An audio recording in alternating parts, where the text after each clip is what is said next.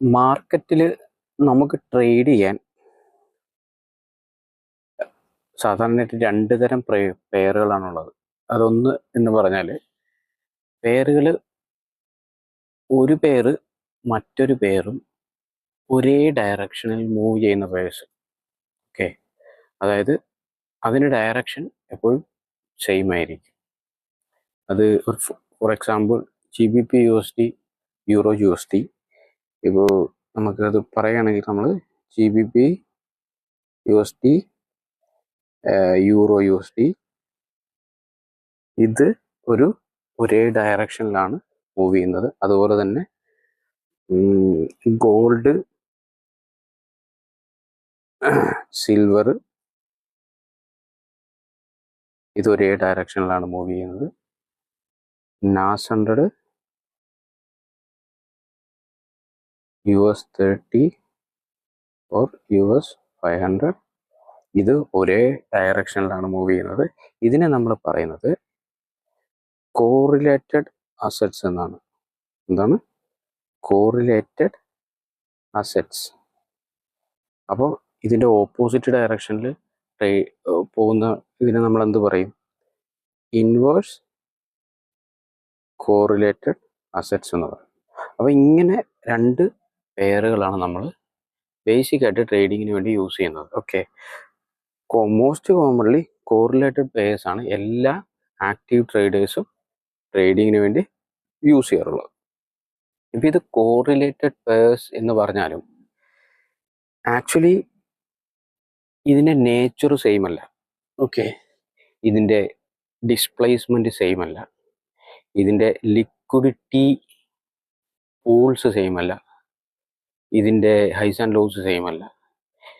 അങ്ങനത്തെ ഇതിൻ്റെ നേച്ചർ, അതിൻ്റെ ബിഹേവിയർ എല്ലാം ഡിഫറൻ്റ് ആണ്. ഓക്കെ, ഇപ്പോൾ ഒരു ഇൻസ്റ്റിറ്റ്യൂഷണൽ എൻട്രി നമ്മളുടെ ഈ ഒരു ഏരിയയിലേക്ക് വരുവാണെന്ന് വെച്ചു.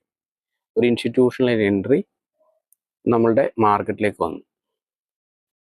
അപ്പോൾ അതൊരു പ്ലാൻഡ് ആയിട്ടുള്ളൊരു സംഭവമാണെങ്കിലും അത് ഈ ഒരു കോറിലേറ്റഡ് ആയി പോകുന്ന അസറ്റുകൾക്ക് പെട്ടെന്ന് ഒരു ഡീവിയേഷൻസ് കൊടുക്കും. ഓക്കെ, ഡൈവേർജൻസ് കൊടുക്കും, ഒരു വ്യത്യാസം കൊടുക്കും. ഓക്കെ, അപ്പോൾ ഒരു ട്രൂ റിവേഴ്സൽ നമുക്ക് ഐഡൻറ്റിഫൈ ചെയ്യാൻ പറ്റുന്ന എങ്ങനെയാണ്? ഈ പെയേഴ്സുകളിൽ ഉണ്ടാകുന്ന ഡൈവേർജൻസ് ഐഡൻറ്റിഫൈ ചെയ്തുകൊണ്ട് നമുക്ക് ഒരു ട്രൂ റിവേഴ്സൽ നമുക്ക് കൺഫേം ചെയ്യാൻ പറ്റും. ഓക്കെ, അതിനെയാണ് നമ്മൾ SMT ഡൈവേർജൻസ് എന്ന് പറയുന്നത്. ഓക്കെ, നമുക്ക് എന്താണെന്ന് നോക്കാം. ഇപ്പോൾ ഇവിടെ രണ്ട് കോറിലേറ്റഡ് അസറ്റ്സ് ഞാൻ എടുത്തിട്ടുണ്ട്. ഓക്കെ, ഇപ്പോൾ ഇത് രണ്ടും എന്താണ്? ഒരേ ഡയറക്ഷനിലാണ് മൂവ് ചെയ്തുകൊണ്ടിരിക്കുന്ന പെയേഴ്സാണ്. നമുക്ക് നോക്കിക്കഴിഞ്ഞാൽ ഏകദേശം എക്സാക്ട്ലി സെയിം ആയിട്ട് നമുക്ക് തോന്നുന്ന രണ്ട് പെയേഴ്സാണ്. ഇതിൽ നിങ്ങൾ ശ്രദ്ധിച്ച് നോക്കിയാൽ മനസ്സിലാവും, ഒരു പെയർ, ഇത് ഒരു ലോയും അതിൻ്റെ മുകളിലൊരു ഹയർ സ്വിങ് ആണ് ഇവിടെ ക്രിയേറ്റ് ചെയ്തിരിക്കുന്നത്. ഇവിടെ എങ്ങനെയാണ്? ഒരു ഹൈ, ഇവിടെ എന്താണ്? ഒരു ലോയാണ് നമുക്ക് ക്രിയേറ്റ് ചെയ്തിരിക്കുന്നത്. അപ്പോൾ ഇവിടെ എന്താണ്? ഒരു ഡൈവേർജൻസ് ഇൻ ദ സ്ട്രക്ചർ അല്ലേ? Divergence in the swing. അതുകൊണ്ട് തന്നെ ഇത് നമുക്ക് ഒരു SMT ഡൈവേർജൻസ് ആണെന്നും ഈ SMT ഡൈവേർജൻസ് ഉപയോഗിച്ച് നമുക്ക് ഇതൊരു ട്രൂ റിവേഴ്സൽ ആണെന്ന് ഐഡൻറ്റിഫൈ ചെയ്യാനും പറ്റും. ഇതാണ് SMT ഡൈവേർജൻസിൻ്റെ യൂസ്. അപ്പോൾ നമ്മൾ ഹയർ ടൈം ഫ്രെയിമിൽ നോക്കുമ്പോൾ അവിടെ നമ്മളൊരു SMT ഐഡൻറ്റിഫൈ ചെയ്ത് കഴിഞ്ഞാൽ നമുക്ക് അവിടുന്ന് ഒരു കൺഫർമേഷൻ ഡെവലപ്പ് ചെയ്തെടുക്കാൻ പറ്റും. പിന്നെ നമ്മുടെ മീഡിയം ടൈം ഫ്രെയിമിലേക്ക് നമ്മൾ വരുമ്പോൾ അവിടെയും നമ്മളൊരു ഡൈവേർജൻസ് ഐഡൻറ്റിഫൈ ചെയ്യാൻ പറ്റിയാൽ നമുക്ക് അത് ഒരു എക്സ്ട്രാ കൺഫർമേഷനായിട്ട് നമുക്ക് കൊടുക്കാൻ പറ്റും. എന്താണ്? ഇതൊരു ട്രൂ റിവേഴ്സലാണ്. ഈ റിവേഴ്സലിൽ നിന്നുകൊണ്ട് നമുക്ക് ട്രേഡ്സ് പ്ലേസ് ചെയ്ത് കഴിഞ്ഞാൽ അത് അത്യാവശ്യം നമ്മുടെ TP അടിക്കാനായിട്ട് പറ്റുമെന്നുള്ളത് നമുക്കൊരു കോൺഫിഡൻസ് ആണ് ഈ SMT ഡൈവേർജൻസ് നമുക്ക് തരുന്നത്. നമുക്കിനി ചാർട്ടിലേക്ക് പോയിട്ട് നമുക്ക് കുറച്ച് എക്സാമ്പിൾ നോക്കാം. അപ്പോൾ നമ്മൾ ചാർട്ടിലേക്ക് വന്നു. ഓക്കെ, ഇത് GBP/USD 4 4-ാം തീയതിയുള്ള ചാർട്ടാണ്. ഓക്കെ, 50 മിനിറ്റ് ടൈം ഫ്രെയിമാണ്. ഇവിടെ നമുക്ക് നോക്കിക്കഴിഞ്ഞാൽ ഈ ഒരു ലോയും ഇതിൻ്റെ താഴെയായിട്ടാണ് ഒരു ലോ നമുക്ക് ക്രിയേറ്റ് ആയിരിക്കുന്നത് അല്ലേ. ഇവിടെ GBP/USDയിൽ ഇങ്ങനെയാണ് ഒരു സ്ട്രക്ചർ ക്രിയേറ്റ് ആയിരിക്കുന്നത്. നമുക്ക് ഇതിൻ്റെ കോറിലേറ്റർ പെയറായ യൂറോയിൽ ഈ സമയത്ത് എന്താണ് സംഭവിച്ചതെന്ന് നമുക്ക് ജസ്റ്റ് നോക്കാം. അറ്റ് ദ സെയിം ടൈമിൽ യൂറോയിൽ ഇവിടെ എന്താണ് സംഭവിച്ചത്? യൂറോയിൽ ഹൈ ആണ് ക്രിയേറ്റ് ആയിരിക്കുന്നത്. കണ്ട ഒരു സ്വിങ്, ഇതിന് മുകളിലൊരു സ്വിങ് ക്രിയേറ്റ് ആയിരിക്കുന്നു മുകളിലായിട്ടാണ്. അപ്പോൾ ഇവിടെ എന്താണുള്ളത്? ഇവിടെ നമുക്ക് ഒരു SMT ഉണ്ട് എന്ന് പറയാം. ഇത് നമുക്കൊരു ട്രൂ റിവേഴ്സലായിട്ട് ഐഡൻറ്റിഫൈ ചെയ്തുകൊണ്ട് നമുക്ക് ട്രേഡ് എടുക്കാൻ പറ്റും. പക്ഷെ ഇവിടെയുള്ളൊരു പ്രശ്നം എന്ന് പറഞ്ഞാൽ ഇവിടെ 2 അസറ്റുകളാണുള്ളത് അല്ലേ. ഈ 2 അസറ്റുകളിൽ ഒന്ന് സ്ട്രോങ് അസറ്റും ഒന്ന് വീക്ക് അസറ്റുമാണ്. ഓക്കെ, ഒന്ന് ലീഡിങ് അസറ്റും ഒന്ന് ലാഗിങ് അസറ്റുമാണ്. അതെങ്ങനെ നമുക്ക് ഐഡൻറ്റിഫൈ ചെയ്യാൻ പറ്റും? അതായത് നമ്മളെപ്പോഴും ലീഡിങ്ങിൻ്റെ അസറ്റിൻ്റെ കൂടെ വേണം നമ്മൾ ട്രേഡ് എടുക്കാൻ. ഓക്കെ, മറ്റേതിലും ട്രേഡ് എടുത്തു പറഞ്ഞ് കുഴപ്പമില്ല.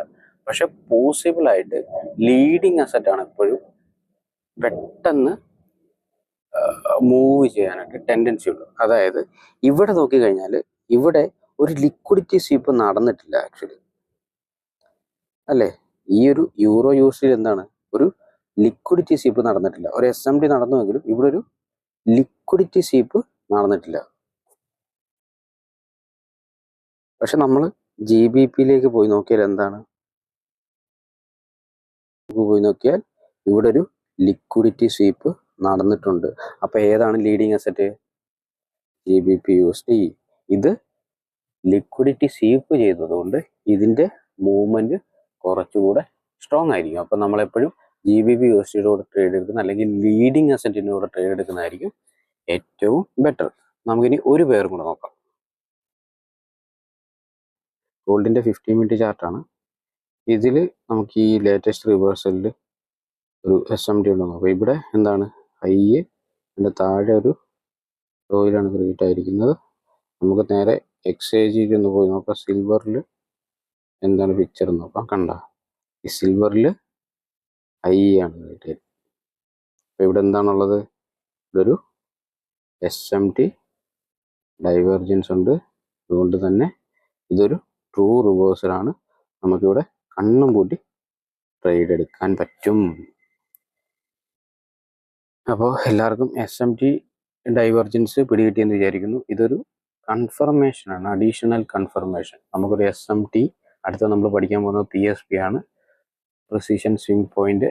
അപ്പോൾ ഇതെന്ന് പറഞ്ഞു കഴിഞ്ഞാൽ നമുക്ക് അഡീഷണൽ കൺഫർമേഷനായിട്ട് യൂസ് ചെയ്തിട്ട് നമുക്ക് ട്രേഡ്സ് പ്ലേസ് ചെയ്യാൻ പറ്റും.